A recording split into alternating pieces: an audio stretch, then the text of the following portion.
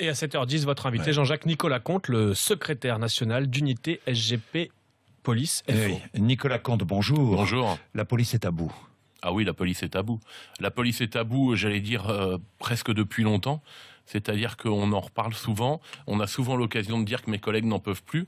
Oui. Et puis à chaque fois, il y a des éléments qui se rajoutent et qui viennent encore rajouter à la fatigue. Et puis là, à la fatigue physique, il y a une fatigue morale qui a plusieurs raisons. Évidemment, l'abominable assassinat, double assassinat d'avant-hier. Oui. Mais en plus, une recherche du sens d'émission, notamment parce qu'on évoque les manifestations aujourd'hui. Cette manifestation de mardi à Paris, qui ne cesse de poser des questions, enfin le déroulement de la manifestation. Nicolas Comte, moi j'ai des questions à vous poser. Oui. Quels sont les ordres qu'ont reçus les policiers chargés de maintenir l'ordre? Le problème, justement, c'est qu'ils n'en reçoivent pas beaucoup. Le problème, c'est que mes collègues sont installés sur des positions. Oui. On leur retire d'ailleurs des moyens de protection et de faire leur boulot. Je pense à ces compagnies parisiennes à qui on a retiré après le 28 mai les grenades de désencerclement, les compagnies d'intervention de la préfecture de police. Malgré tout, on les a envoyés faire du maintien de l'ordre, on les a postés, on leur a ordonné de tenir la position. Ils ont vu pendant de nombreuses minutes les casseurs arriver, les casseurs s'installer, les casseurs se fournir en projectiles. Ils prennent des bouts de trottoir, ils prennent des morceaux de bitume, des morceaux d'immeubles. Et puis ensuite, eh bien, ils ont vu les casseurs les attaquer. Ils n'avaient pas les moyens nécessaires pour assurer leur protection. Il y a une compagnie, la 32e compagnie d'intervention de la préfecture de police. Il y a plus de 40 blessés sur 90 effectifs. Il y a un officier qui appelait au secours, qui demandait qu'on envoie des renforts ou le canon à eau parce que ces hommes tombaient comme des mouches. Il a fallu plus de 50 minutes pour qu'ils soient dégagés. En fait, course, pour la première fois depuis des semaines, on a utilisé le canon à eau, mais on a été obligé de le faire parce qu'on avait supprimé des grenades de désencerclement. C'est n'importe quoi. C'est n'importe quoi. Donc les ordres... Pas de fouille à la sortie des stations de métro non plus. Et on a ça, je ne comprends pas. On a l'impression que personne ne veut prendre des décisions. Mais est-ce que personne ne veut prendre de décision? Parce que moi, j'ai regardé la manif. Hein, j'ai assisté, j'ai suivi le début de la manif notamment, où derrière le cordon de force de l'ordre, avant la manif en elle-même, s'est installée cette nébuleuse de casseurs. 5, 600, 700, 800 casseurs qui étaient là, tranquillement.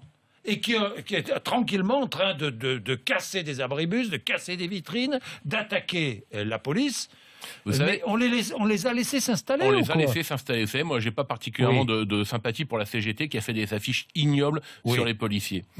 Mais depuis le début, il y a eu des progrès qui ont été faits dans les services d'ordre syndicaux. Mais il y a cette nébuleuse, comme vous le disiez très justement, qui refuse d'intégrer les cordons syndicaux et qu'on laisse se mettre en place. Si on veut les interpeller à un moment donné, on peut avoir les moyens de le faire. Mais pour ça, il faut que mes collègues ils aient du matériel, ils aient des ordres et il faut qu'il y ait des instructions qui soient assumées. Mais on a l'impression que tout le monde flippe, si vous me permettez l'expression, en haut lieu, qu'on ne donne pas d'instructions, que quand il y a des événements qui se passent, il faut 10 minutes, un quart d'heure pour avoir des instructions. Donc forcément, c'est beaucoup trop long, parce que le maintien de l'ordre, ça ne doit pas être fait n'importe comment, mais il doit y avoir des décisions immédiates. Alors j'ai une question, est-ce que le préfet de police de Paris est incompétent ?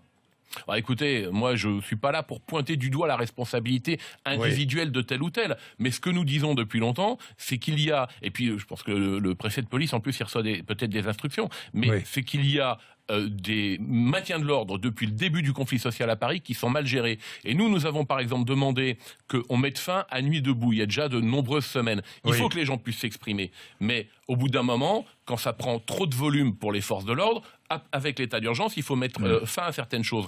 On n'a jamais supprimé Nuit debout, et là aujourd'hui on parle de supprimer des manifestations de confédérations syndicales. C'est étonnant. Oui, je vais vous parler de ces manifestations de confédérations syndicales qui seraient interdites, mais je rappelle que le préfet Michel Cadot est issu de la promotion Voltaire de l'ENA, tout comme François Hollande. Il y a des choses peut-être qui s'expliquent. Je ne vais pas vous demander de vous prononcer là-dessus, mais les questions méritent d'être posées. Est-ce que le préfet est compétent? Moi, je pose franchement la question. Est-ce qu'il n'aurait pas dû démissionner? Franchement.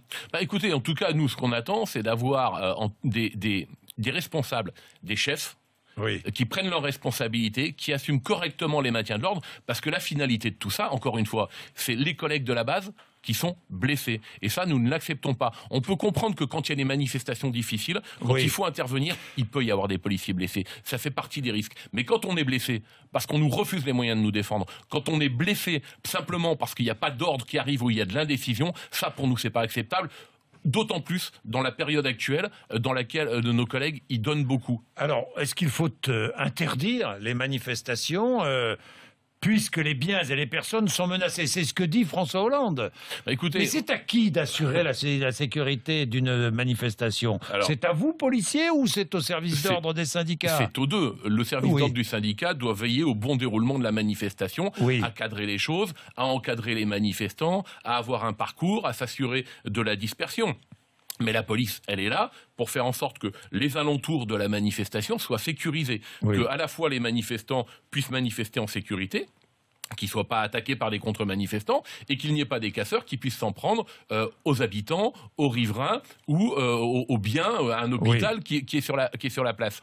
Mais la police, en plus en France où il y a beaucoup de manifestations, elle sait faire. Mais elle sait faire, encore une fois, à partir du moment où elle a des ordres clairs. Donc dire qu'on va interdire des manifestations alors que nous-mêmes, nous avons l'impression qu'on n'a pas tout fait pour qu'elles se déroulent dans de bonnes conditions, ça me paraît pour le moins particulier.